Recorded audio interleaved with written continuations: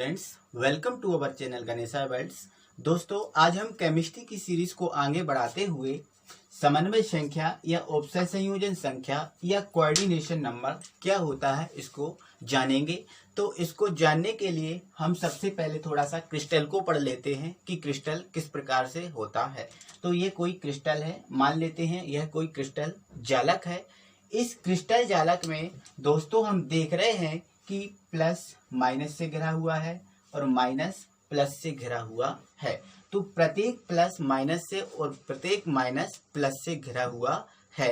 तो दोस्तों अब हम पढ़ लेते हैं समन्वय संख्या। तो जो समन्वय संख्या होती है वो किसी क्रिस्टल जालक में कोई अवयवी कण अपने चारों ओर से जितने अवयवी कणों से या आयनों से घिरा होता है उसकी संख्या को हम कहते हैं समन्वय संख्या। जैसा कि दोस्तों अगर हम इस क्रिस्टल में देखें, इस कण की समन्वय संख्या को निकालना चाहें तो यह जो कण है वो जितने कणों से घिरा होगा उसकी जो संख्या आएगी उसी को हम कहेंगे समन्वय संख्या। तो देखते हैं, जैसे कि हम इसमें देख रहे हैं कि ये जो कण है 4 कणों से घिरा हुआ है।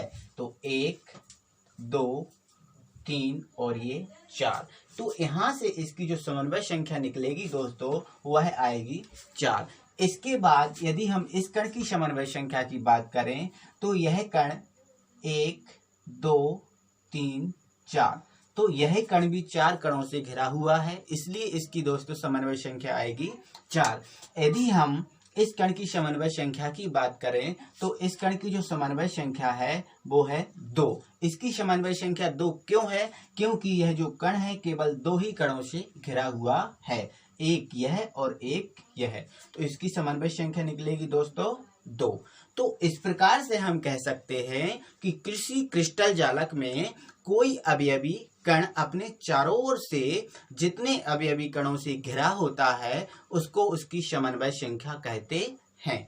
आइए दोस्तों हम कोई दूसरा क्रिस्टल उठाते हैं और उसको देखते हैं। यह NaCl की संरचना है या फिर NaCl का क्रिस्टल है।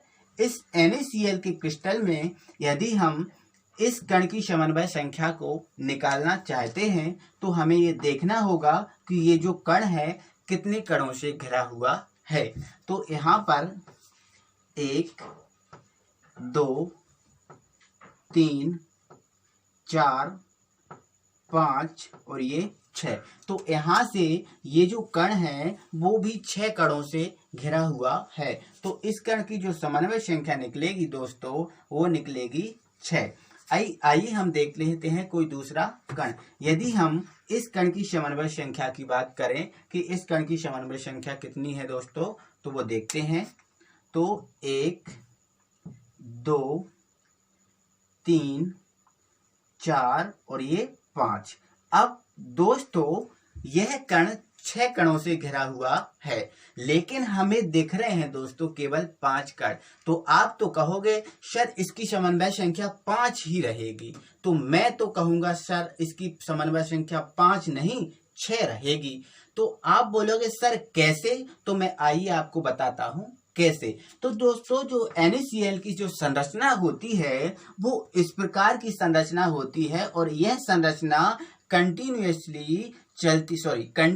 चलती रहती है। तो यह सीरीज पीछे भी बढ़ेगी, यह सीरीज आगे भी बढ़ेगी, यह सीरीज इस तरफ भी बढ़ेगी और यह सीरीज इस तरफ भी बढ़ेगी। तो यह सीरीज जैसे मैंने इसको देखा कि यह 5 कणों से घिरा हुआ है, 1 2 3 4 और यह 5। अगर मैं इस सीरीज को पीछे बढ़ा दूं तो ऐसा ही मुझे एक कण पीछे मिलेगा दोस्तों। तो यहाँ से इसकी समन्वय संख्या फिर कितनी हो जाएगी? 5। क्योंकि फिर ये जो कण दिख रहा है आपको वो यह 6 कणों से घिर जाएगा। तो यहाँ से अगर हम इस कण की भी बात करें दोस्तों कि इस कण की समन्वय संख्या कितनी है, तो अभी अगर देखें इस क्रिस्टल में जो क्रिस्टल बना हुआ है उस क्रिस्टल में अगर देखें तो यह जो कण है वो 5 कणों से घिरा हुआ है, लेकिन इसकी दोस्तों 5 समन्वय संख्या नहीं रहेगी क्योंकि यह NaCl का क्रिस्टल है और NaCl के क्रिस्टल में NaCl की जो समन्वय संख्या रहती है वो रहती है 6। तो यदि मैं इस क्रिस्टल को इस तरह बढ़ाऊंगा तो दोस्तों ये जो कण है वो एक Cl- से और घिर जाएगा, इसलिए इसकी जो समन्वय संख्या आएगी वो आ जाएगी 6। तो अभी की स्थिति में बात करूं तो 1 2 3 4 और यह 5। अभी तो स्थिति में बात करूं तो 5 ही समन्वय संख्या आ रही है, लेकिन अगर मैं इस सीरीज को बढ़ा दूंगा तो इस प्रकार का जो Cl वो इस तरफ भी हमें प्राप्त हो जाएगा। तो इसकी समन्वय संख्या आ जाएगी दोस्तों 6। तो NaCl का जो क्रिस्टल रहेगा उसमें प्रत्येक Na+ 6 Cl- से घिरा होता है और प्रत्येक Cl- 6 Na+ से घिरा होता है, इसलिए इसकी जो समन्वय संख्या आती है दोस्तों वो 6:6 में आती है। एक दूसरा एग्जाम्पल हम देख लेते हैं दोस्तों। मान के चलो यह कई अवयवी कणों की एक सीरीज है जो कि मैं आपको बना के दिखा रहा हूं। यदि मैं आपसे बोलूं दोस्तों कि इस कण की समन्वय संख्या आप निकालिए या फिर इस कण की समन्वय संख्या आप बताइए कि कितनी है, तो आप डायरेक्ट बोल देंगे कि इस कण की समन्वय संख्या तो सर 2 है। तो मैं पूछूंगा क्यों है 2, तो आप कह दोगे सर यह 2 कणों से घिरा हुआ है। कौन कौन से 2 कण? 1 और यह 1 2। तो इसकी समन्वय संख्या कितनी आई दोस्तों? 2। तो सीधी सी बात, नो बकवास। हमारा कहने का मतलब यह है कि किसी क्रिस्टल जालक में कोई अवयवी कण अपने चारों ओर से जितने अवयवी कणों से घिरा होगा उसकी जो संख्या आएगी वह होगी आपकी समन्वय संख्या। आपको परिभाषा देखनी है तो मैं आइए आपको परिभाषा दिखा देता हूं। इसकी परिभाषा है, किसी क्रिस्टल जालक में कोई अवयवी कण अपने चारों ओर से जितने अवयवी कणों से घिरा होता है उसकी संख्या को हम कहते हैं समन्वय संख्या या उपसय संयोजन संख्या या कोऑर्डिनेशन नंबर। तो आपको बहुत अच्छे से समझ में आ गया होगा दोस्तों। आइए इसका हम उदाहरण और देख लेते हैं। इसका उदाहरण है NaCl क्रिस्टल है। मान लेते हैं आपने देख भी लिया है, ये NaCl क्रिस्टल है। इस क्रिस्टल में हमने देखा कि प्रत्येक जो Cl- है 6 Na+ से घिरा हुआ है और प्रत्येक Na+ 6 Cl- से घिरा हुआ है। इसलिए इसकी दोस्तों जो समन्वय संख्या आती है वह आती है 6:6, जो मैंने आपको एग्जाम्पल के थ्रू बता दिया है। इसके बाद दोस्तों हम कुछ महत्वपूर्ण यौगिकों की समन्वय संख्या को देखेंगे जो हैं इसमें NaCl एवं MgO की जो समन्वय संख्या होती है दोस्तों वो होती है 6:6, क्योंकि जो NaCl के तो मैंने स्ट्रक्चर आपको बता ही दिया है दोस्तों। MgO का स्ट्रक्चर भी जस्ट इसी जैसा होता है। इसमें केवल Cl और Na+ है, तो इसमें अगर MgO का स्ट्रक्चर बनाएंगे तो उसमें आ जाएगा Mg और O। तो यहाँ पर हम कह सकते हैं कि NaCl और MgO की जो समन्वय संख्या है वो 6:6। इसको मैं समझा दे रहा हूँ दोस्तों कि इसकी जो समन्वय संख्या है वो 6:6 क्यों है। इसका कारण ये है कि जो Na है 6 Cl- से घिरा हुआ है और Cl है वो 6 Na+ से घिरा हुआ है, इसीलिए इसकी समन्वय संख्या आई 6:6। ऐसा ही MgO की बात करें तो जो Mg होता है वो Mg2+ 6 O2- से घिरा होता है एवं O2- 6 Mg2+ से घिरा होता है, इसीलिए इसकी जो समन्वय संख्या निकलती है दोस्तों वो आती है 6:6। दूसरा यौगिक है हमारा ZnS और ZnO। तो दोस्तों इसकी जो समन्वय संख्या निकलती है वो 4:4 निकलती है। तो क्यों निकलती है दोस्तों? क्योंकि जब इसकी संरचना बनती है तो वो कुछ इस प्रकार की संरचना होती है कि प्रत्येक Zn 4 S से घिरा होता है और प्रत्येक S 4 Zn से घिरा होता है। उसी प्रकार इसमें होता है, प्रत्येक Zn 4 O से घिरा होता है और प्रत्येक O 4 Zn से घिरा होता है, इसीलिए इसकी समन्वय संख्या निकल के आती है 6:6। अगला यौगिक है हमारा CaCl और TiCl, जिसकी समन्वय संख्या निकलती है दोस्तों 8:8।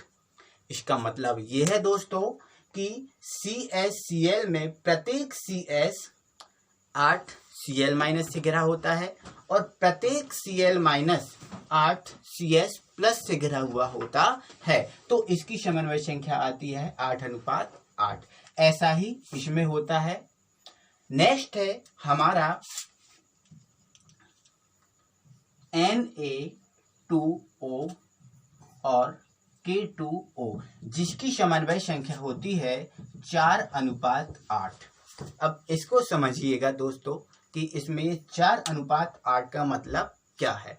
तो दोस्तों इसकी जो संरचना होती है, उस संरचना में जो Na+ होता है वो 4O2- से घिरा होता है।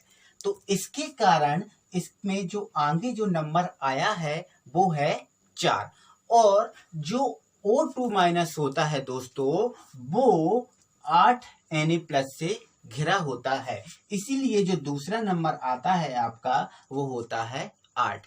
तो यदि आपको एग्जाम में आ जाए कि Na2O में प्रत्येक Na+ कितने O2- से घिरा होता है, तो आपका आंसर रहेगा 4। यदि आपको एग्जाम में इस प्रकार से आ जाता है कि Na2O में O2- कितने Na+ से घिरा होगा, तो आपका आंसर रहेगा दोस्तों 8। दूसरा K2O है, इसको भी हम समझ लेते हैं। इस K2O में जो K+ रहता है वो 4O2- से घिरा होता है। तो इसलिए इसमें भी आया पहला नंबर 4। और दूसरा है जो O2- होता है वो 8 K+ से घिरा होता है। इसलिए यहाँ पर हमारा दूसरा नंबर आया है दोस्तों, वो है 8। इसके बाद पांचवा यौगिक है हमारा CaF2, जिसकी जो समन्वय संख्या होती है वो आती है 8:4। इसका मतलब भी हम समझ लेते हैं दोस्तों। इसका मतलब ये है कि जो Ca+ दिख रहा है, Ca2+ होता है, Ca जो 2+ है वो 8F- से घिरा होगा। इसलिए तो यहां पर पहला नंबर 8 आया है। समझे ना दोस्तों। इसके बाद जो F- होता है वो 4 Ca2+ से घिरा होगा। इसलिए हमारा दूसरा नंबर है 4। तो आपको दोस्तों आई होप कि बहुत अच्छे से समझ में आ गया होगा। आपको जो एग्जाम में क्वेश्चन निकलता है वो किस प्रकार से निकलता है वह भी बता दे रहा हूं। जैसे दोस्तों लास्ट ईयर क्वेश्चन CaCl से पूछा गया था, और CaCl से जो क्वेश्चन पूछा गया था वह था कि CaCl में CS+ कितने Cl- से घिरा होता है। तो दोस्तों आपका आंसर क्या होता आप बताइए। मैंने तो आपको पूरा बता दिया है, बस आपकी बारी है। तो आप बताइए तो क्या होता है। तो क्या आंसर रहेगा आपका 8Cl-। यदि आपसे पूछ ले कि CaCl में Cl- कितनी CS+ से घिरा होगा, तो आपका आंसर क्या रहेगा दोस्तों 8। क्योंकि हमने पढ़ रखा है कि CaCl की जो समन्वय संख्या होती है वो 8:8 होती है। क्योंकि CS 8 Cl से और Cl 8 CS से। इसी प्रकार आपका एक और क्वेश्चन निकला था जो NaCl से था, और पूछा गया था कि NaCl में Na+ कितनी Cl- से घिरा होता है। तो बताइए आप आंसर, आपको बताना है। तो आंसर रहेगा आपका 6 Cl-।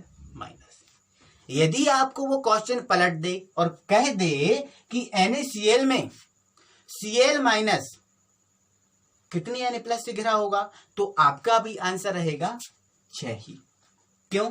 क्योंकि इसका रेशो भी हमें पता है 6:6 और मैंने यह भी बता दिया है। तो इस प्रकार से ये सभी बहुत अच्छे से समझ में आ गया होगा, आई होप। दोस्तों आज के लिए बस इतना ही। यदि वीडियो पसंद आई हो तो लाइक एंड सब्सक्राइब करना ना भूलें। Thank you very much.